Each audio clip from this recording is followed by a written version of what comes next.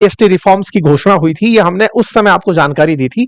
हालांकि भारत सरकार ने कहा कि नहीं अब सही समय था इसलिए हमने किया, लेकिन सब जान रहे हैं कि अमेरिकी टैरिफों का असर भारत पर ना पड़े और साथ ही साथ भारत में जो स्लो हो रही इकोनॉमी है या फिर अर्थव्यवस्था के अंदर जो थोड़ा सा सुस्ती सी दिखाई दे रही थी उसे अब गति मिल सके, इसलिए किया गया ये प्रयास था।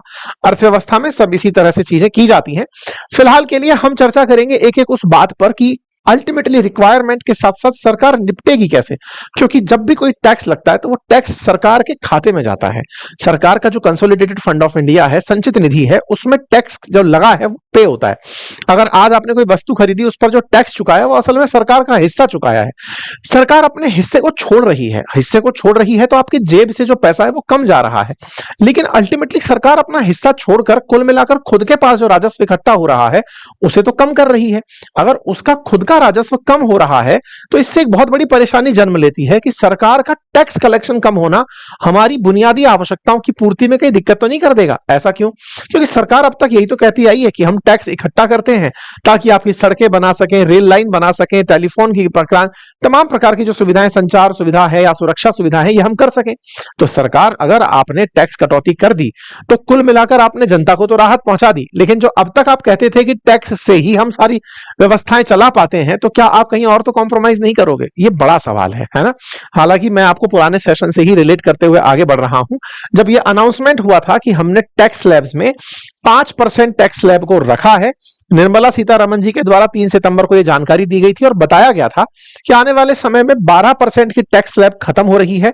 12% की अधिकतम वस्तुओं को 5% टैक्स स्लैब में डाल दिया गया था या फिर 0% टैक्स स्लैब में। ऐसे ही एक 18% टैक्स स्लैब बची है, 28% टैक्स स्लैब को खत्म कर दिया गया था। तो 12% और 28% टैक्स स्लैब खत्म हुआ था।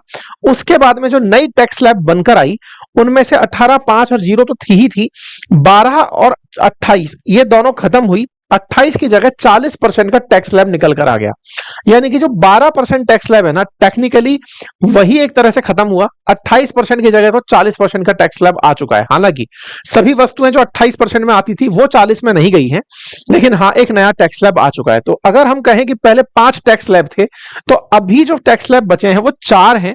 वैल्यूज बदल गई हैं, 12%, 28% हट चुके हैं, 40% अब आपके सामने है। इस प्रकार से नए टैक्स स्लैब बाजार के अंदर आ चुके हैं। तो 0% को अगर आप टैक्स स्लैब कंसीडर करते हैं तो फिलहाल 5%, 18% और 40% इस प्रकार से टैक्स स्लैब भारत के अंदर जीएसटी 2.0 के अंदर रखे गए हैं। 5% में अति आवश्यक वस्तुओं को, जिन्हें असेंशियल कहा गया है, उन्हें रखा गया है। 18% में स्टैंडर्ड गुड्स को रखा गया है और 40% में लग्जरी गुड्स या सिन आइटम्स को